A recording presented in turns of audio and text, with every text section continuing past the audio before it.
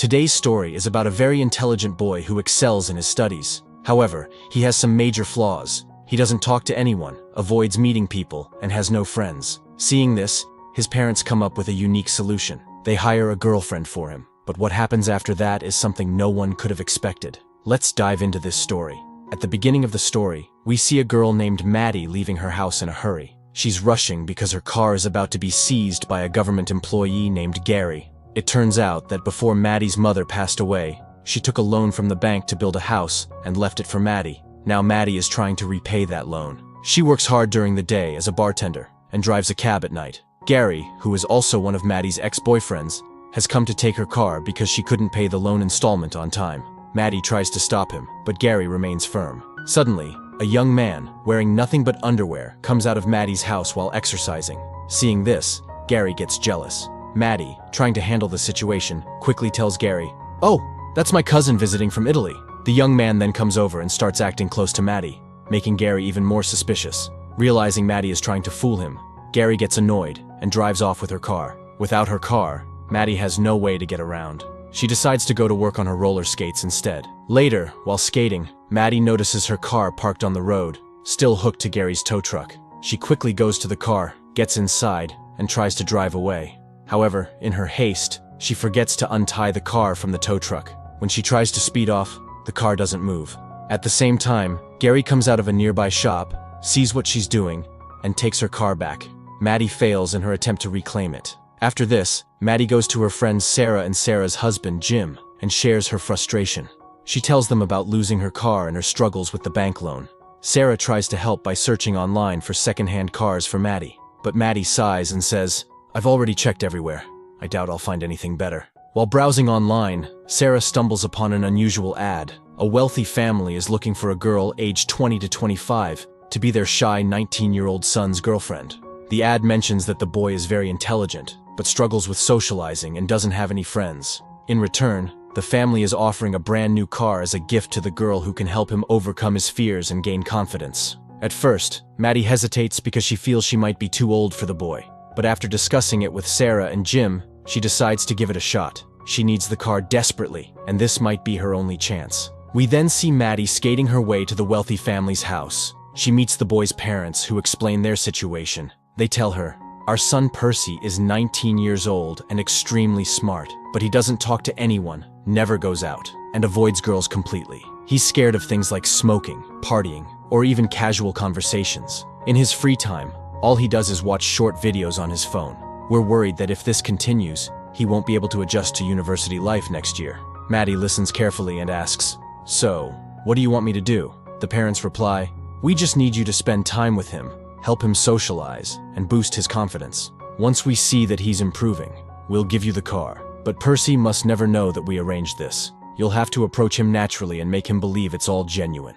Maddie agrees to the deal and heads to the shop where Percy works part-time. Wearing a striking red dress, she tries to catch his attention by pretending to adopt a dog. Maddie flirts and tries to impress Percy, but he doesn't fall for her charm. Instead, he becomes visibly nervous. Not giving up, Maddie says, "Why don't I drop you off at your house today?"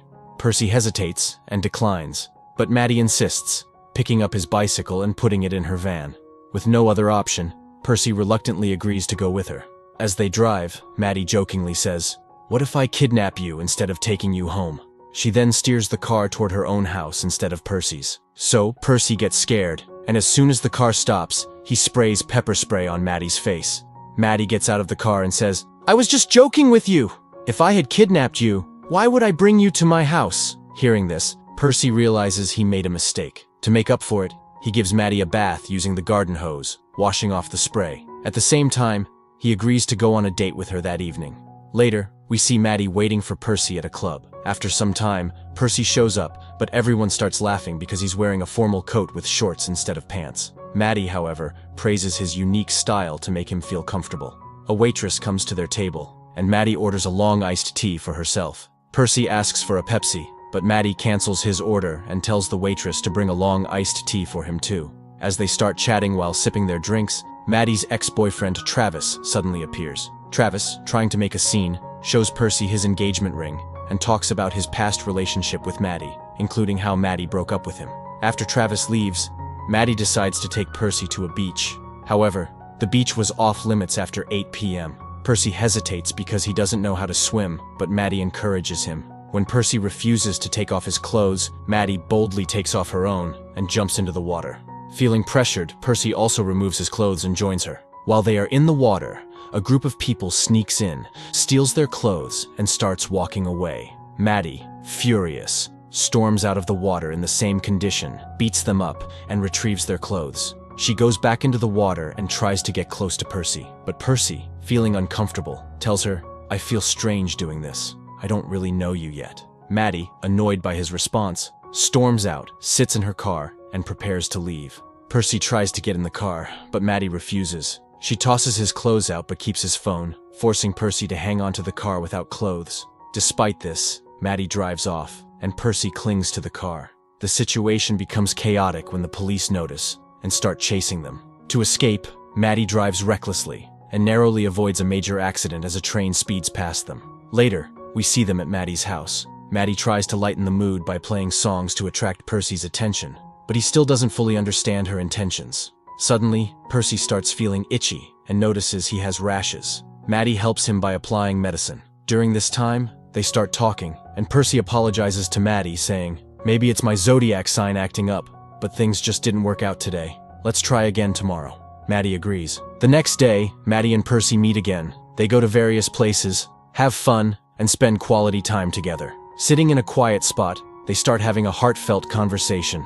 Maddie opens up about her family and how her father never accepted her. Percy listens attentively, and after a while, they share a kiss. While there, they meet Percy's friend Jody. Jody and Maddie chat for a bit, but when Percy steps away, Jody warns Maddie, saying, "What are you doing with him? He's just a kid. I know girls like you. Don't think his parents' money is his. If anything happens to Percy because of you, I won't let it slide." In the next scene, Percy and Maddie dress up and go out for dinner.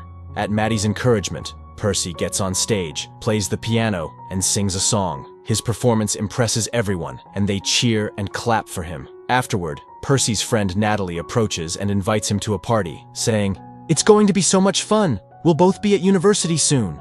Percy excitedly agrees. After Natalie leaves, Percy tells Maddie, "She's such a nice girl. We'll go to the party together, and I'll also get my driving license." Percy, with a smile, tells Maddie, "I'm getting a license so I can drive myself on weekends and come to meet you." It was clear from his expression that Percy was getting deeply attached to Maddie, and Maddie was starting to realize this as well. After dinner, the two leave the restaurant, and in the car, Percy starts drinking. He suddenly confesses to Maddie, "I'm ready for you now. I've fallen in love with you, and I want to get intimate with you." Maddie, trying to handle the situation, says, "You've had a drink, and in this state, you won't enjoy your first time. Let's save it for another day."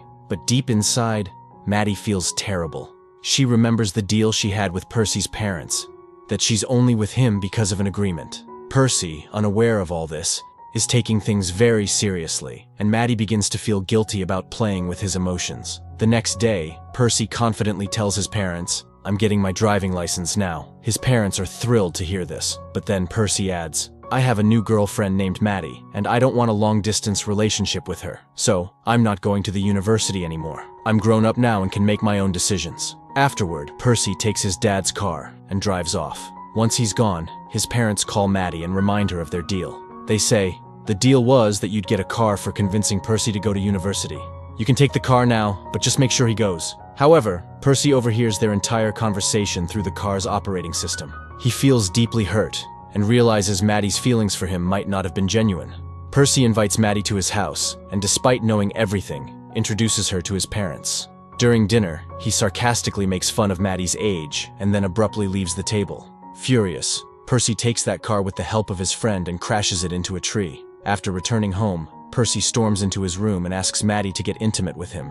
Maddie agrees, but because it's Percy's first time, it doesn't last long, and he becomes short of breath. Afterward, Percy reveals, "A tree has fallen on your car." Maddie immediately understands that Percy knows the truth about the deal. Percy, filled with anger and disappointment, says, "I thought you really liked me, but I was just a joke to you."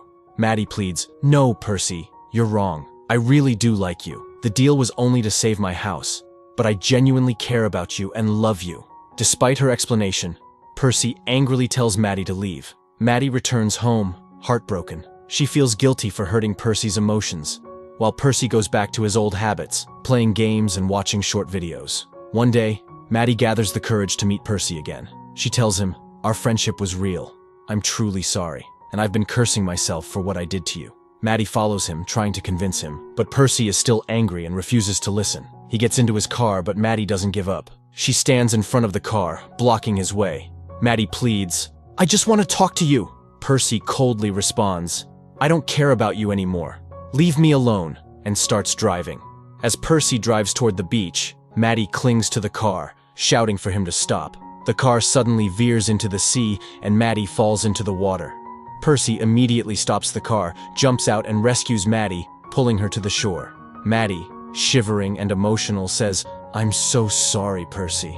This time, Percy breaks down and hugs Maddie tightly, forgiving her as they both cry. In the final scene, Percy is seen packing his bags and getting ready to leave for university. He bids goodbye to his parents and steps outside. To his surprise, Maddie is standing there with a playful smile, asking, "Does anyone need a cab?" They both laugh, and the story ends on a sweet and happy note, filled with romance and fun. If you enjoyed this story, don't forget to like the video and subscribe to the channel for more funny and heartwarming stories.